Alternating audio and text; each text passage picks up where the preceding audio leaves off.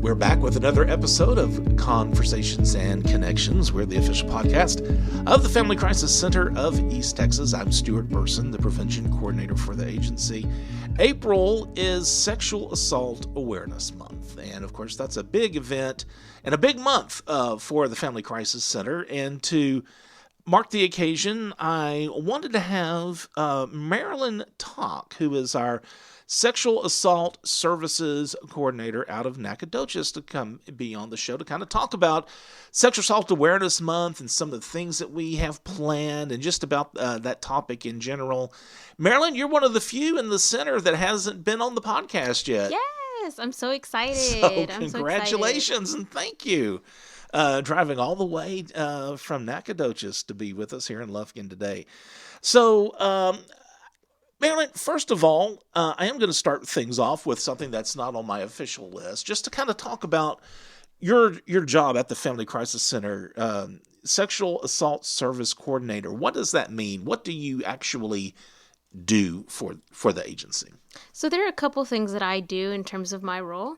The main thing being I meet with victims and survivors of sexual assault, whether it be right after their victimization or months and years later. So my primary role is to meet with them, see what their needs are, assess them, and then go from there. If they're wanting to follow up with legal, their case on a legal stance, I can do that for them. I can help them understand the Title IX process if they're college students as well, and just help them connect to resources such as counseling, which is one of the top ones that our survivors and victims of sexual assault look for. Sure. So we're able to provide that. One of the other things that I do is I go out to sexual assault nurse examinations. I know a lot of our office does that now, which is great. But my main role too as well is to go out there and as well as train people in the community to become volunteer advocates. So I put on a class two times a year. And I train community members, anyone who's interested in just learning more about sexual assault, about how to go out to those sexual assault nurse examinations and provide that advocacy, which is a lot of information and support as well. Yeah. Okay. Awesome. So, like I said at the top of the show, April is Sexual Assault Awareness Month, and let's just kind of start with answering, why is it important to make sure our community is aware of sexual assaults that take place in our community? It's an unfortunate thing that, it does happen. Why is it so important to make the community aware of this? Well, I think community involvement in any aspect is very important, and especially with sexual assaults, because it affects the community. It really does. We know that according to RAINN, which is the Rape, Abuse, Incest National Network here in the United States, they're the anti-sexual assault organization. They state that only 310 out of 1,000 sexual assaults are reported to police. So there are a lot of people in our community that are affected by sexual assaults, whether that be that they are victims or they know someone who has been a victim and survivor of sexual assault. And it's important to raise awareness of that so that way people feel comfortable speaking out, they feel comfortable asking questions, reaching out, and finding the resources that would be able to help them. The more that people are educated, the more that we can dispel myths, stigma, and as well as empower survivors to come forward. Bringing attention to sexual assault can make real changes that affect victims. We know years ago when we started talking about the backlog of these rape kits, that ended up making a big change to where survivors can have that sense of control of knowing where their kid is too. So definitely having community just be aware, being more open to talk about this, can lead survivors to feel empowered. Yeah. You mentioned the figures about the number of cases reported.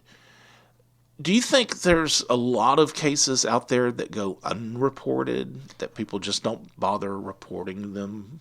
Yeah, for sure. I have a lot of clients myself. I would say about half of them don't report, whether that be because the incident happened so long ago that they just don't feel like it's necessary to report.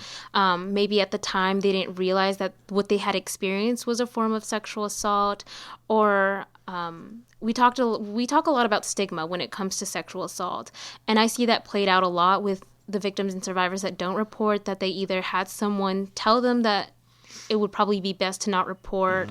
There's a lot of different factors that go into it, but I do see that a lot too. Yeah. Okay. What part does our society play in the issue? And I guess what I mean by that is sometimes, we hear things like, and we talk about this in prevention work, and that attitude of, well, boys will be boys, or, well, that's just the way the world is, and it's unfortunate, or women get dealt a bad deck or whatever, in society, which are not excuses, I will say that. But do you think that attitude, or just the tolerance of sexual assault, sometimes plays a part in why we see this happening? Yes, and I agree with you that it's definitely not an excuse, but it gives us a little bit of an understanding of why this may happen. Yeah. So I definitely think that a society or a culture can hold on to certain beliefs and values that continue to perpetuate or even reinforce stigmas, myths, and even rape culture, which is something that, we hear a lot about this word, but in the work that I've done so far, I can definitely see how some of that even affects our clients too, and the way that they internalize certain aspects of their victimization, the way that they see the whole, legal process working out as well. Sure. So I definitely think it has an effect on how people understand what sexual assault is and even view the way that sexual assault cases play out. Right. And I guess what kind of goes hand in hand with this was talking about society's tolerance of things like that. Something that we see a lot of is the whole aspect of victim blaming. And sometimes our society is quick to point out, things like, well, what? Yeah, it was really bad that she was assaulted, but, well, what was she wearing? Or, well, what was she doing? Was she leading them on, or something like that? Right. And it does happen a lot. And victim blaming not only discourages survivors from coming forward, but it also creates an environment where they feel like they'll be blamed and shifts the focus away from holding the perpetrator accountable too. When we talk about Sexual Assault Awareness Month too, we talk about this day called Denim Day. And Denim Day was actually a day created out of supporting survivors because of victim blaming. I believe it was in Italy where Parliament was hearing a case of sexual assault and the victim was wearing very skinny blue jeans, and the judge had ultimately said that she gave consent because the jeans were too tight. She must have helped take them off. And so the next day all the women of the Parliament showed up wearing blue jeans. And so we know that victim blaming goes in every aspect of that legal process, or even in the process of sexual assault cases. But definitely recognizing it and speaking out against it can definitely help empower someone to realize, oh, okay, that's not the way it's supposed to be. That's not the way that we're supposed to react to survivors as well. So victim blaming is something that definitely, is defined as someone saying or implying or treating a person who has been or has experienced this behavior, saying that it was a result of something that they did or said too. Yeah, so it definitely can, it can be a deterrence to a victim, but at the same time, it's something that we can speak out against us as an agency and people who are aware of it too.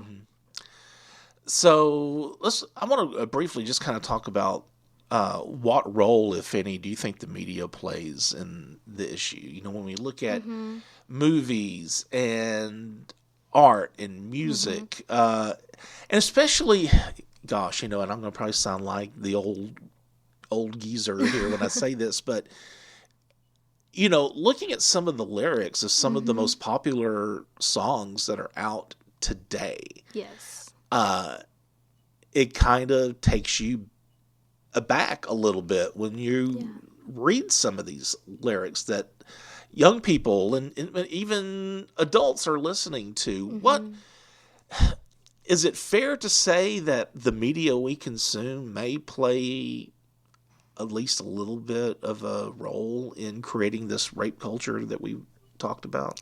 I believe so. I think media, depending on how they talk about certain topics, can definitely perpetuate and create longevity for certain stigmas and the way that people view sexual assault cases too. When we talk about, music, So I have two examples.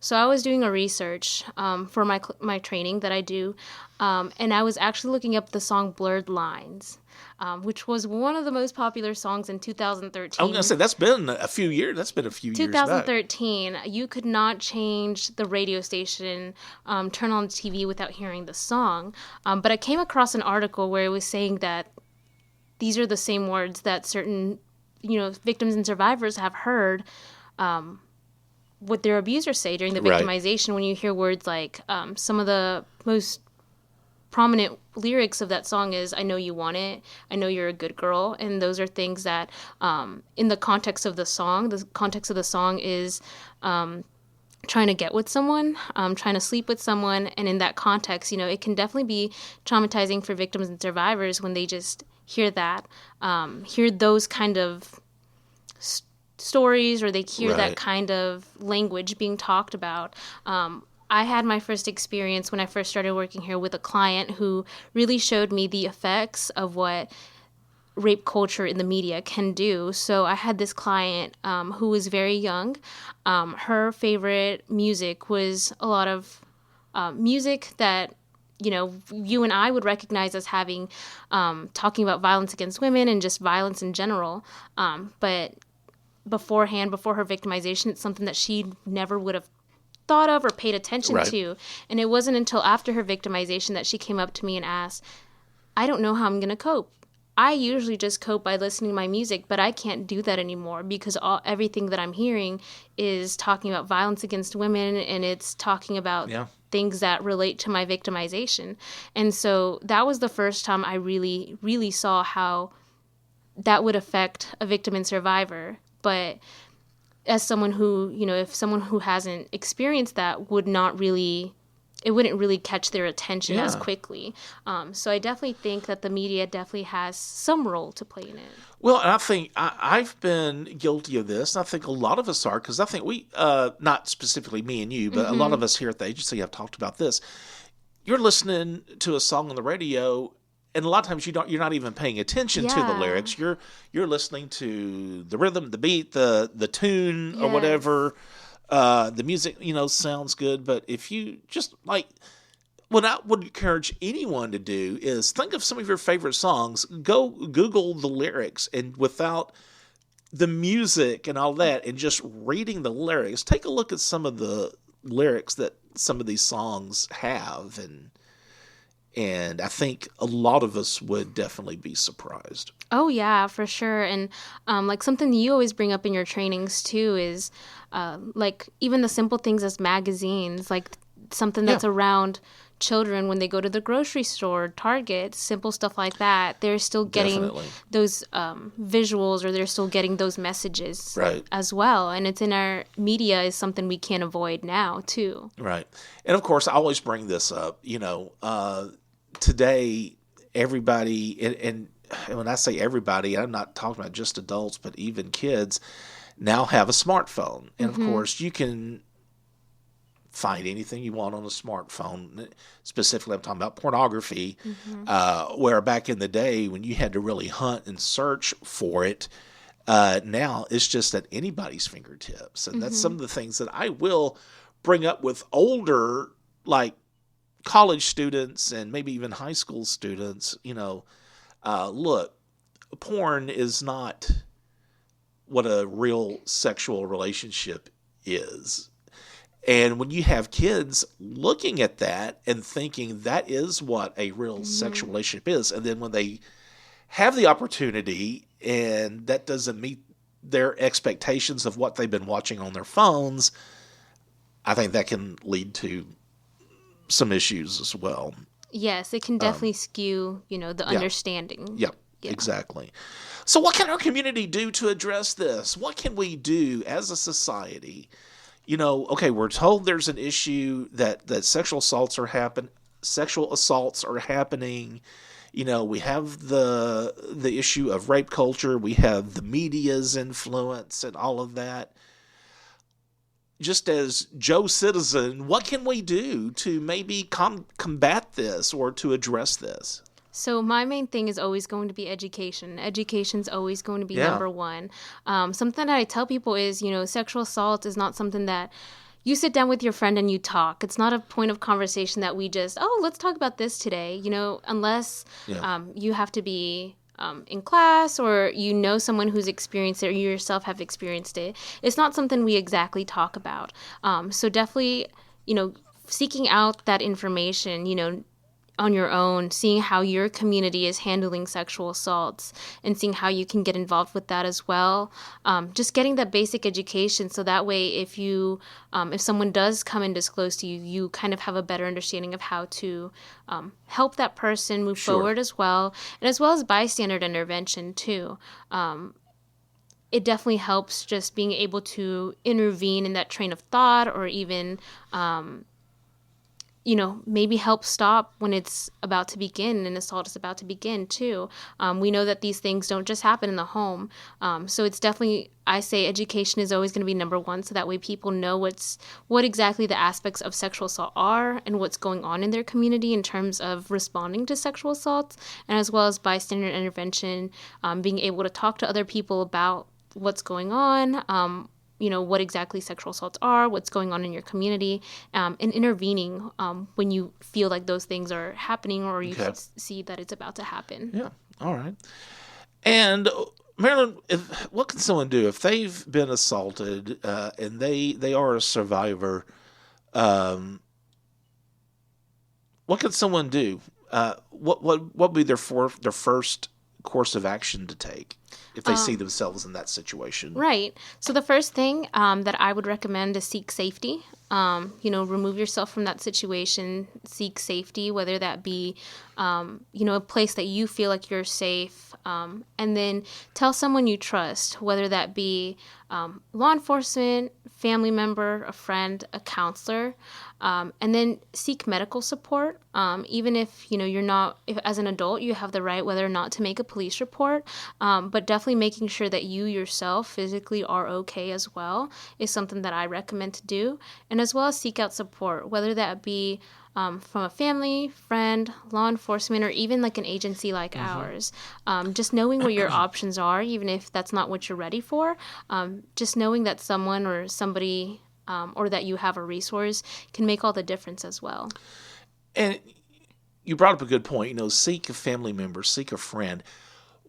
What if you are a friend or a family member of a survivor? What can you do as that friend to give support? Right. So first and foremost, always listen and believe. Allow that person to tell you as much as they want. For someone to reach out to a friend or family or even speak about their situation can be very difficult. So we want to give them that respect and thank them for feeling comfortable to talk to us. The second thing would be to encourage them to seek resources, whether that be law enforcement, whether that be counseling.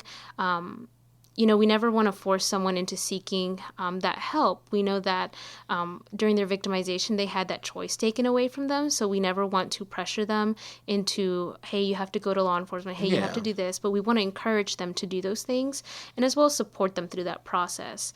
Support them while they're in counseling. Support them while they're trying to get themselves, a good understanding of what's going on. But definitely support is going to be one of the most important things that you can do. Yeah. Okay.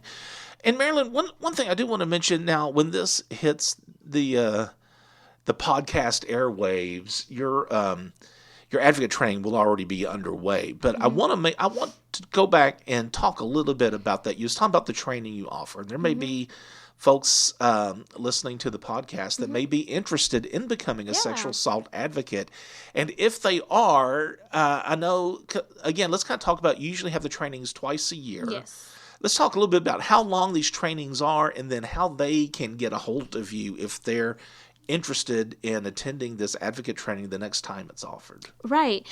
So this advocate training, like I had mentioned, trains volunteers to go out to those sexual assault nurse examinations and simply provide information and support to the survivor, and as well as that includes meeting with them, waiting for the exam to start, and as well as if the survivor feels comfortable, you can be in that room during the examination. But this is a 40-hour class, 30 in-class hours divided into 6 different training days, 4 hours of self-study, which includes listening to podcasts like this, or watching documentaries on sexual assault, human trafficking, and domestic violence. And then 6 hours of shadowing with us at the Family Crisis Center, whether that be with one of the advocates or even in the shelter as well. Okay. Yeah. And so if anybody ever is interested in the class, like he said, we hold it twice a year, one in the spring, once in the fall. Y'all are welcome to call our Nacogdoches office at 936-569-1018 or reach out to our admin office as well. All right. And there's one thing I want to make sure people know if they're interested in doing this training. You don't have to be a woman. Men can be sexual assault advocates as well, because I do think it's important to find out and to know that one, men can be survivors of sexual assault as well. And so, and I personally think, well, maybe it may be more comfortable for a male survivor to have a male advocate there with him. And then two, sometimes it doesn't matter. Sometimes a person, a survivor, whether they're female or male, they just want that support. And so I always just want to if there's any men out there listening, don't think, well, this is just for ladies who can support other women. We do need men advocates out there as well. Yes, we do have male advocates, and we definitely welcome more as well, because we are starting to see a lot more male survivors of sexual assault, come forward and seek services too. Yeah. So that's definitely always welcome. Excellent. All right. Marilyn Toc. Again, she's our sexual assault services coordinator for our Nacogdoches office. She's kind of... April is Sexual Assault Awareness Month, so lots of events planned. I don't know if I really want to name dates, depending on when somebody's going to be listening to this, but we are going to have events in Nacogdoches and in Lufkin and in Crockett. Yes. Lots of things happening, so just kind of take a look at our website and so forth on what's going to be happening on our Facebook page, on what's going to be happening for Sexual Assault Awareness Month. We got something planning for the SFA campus that we'll do. So lots of stuff in store. Marilyn, thank you. Thank you so much. All right. And if you have any questions, you can email us at conversationsandconnections@fccet.com. Also, if you feel like you need our services, I do want to remind you of our 24-hour-a-day, 7-day-a-week hotline. That number is 1-800-828-7233. That's 1-800-828-7233. Be sure to subscribe to Conversations and Connections. You can do that via Spotify, Apple Podcasts, Google Podcasts, or the podcast service of your choice. And remember, as always, be the voice, if not for you, for someone else.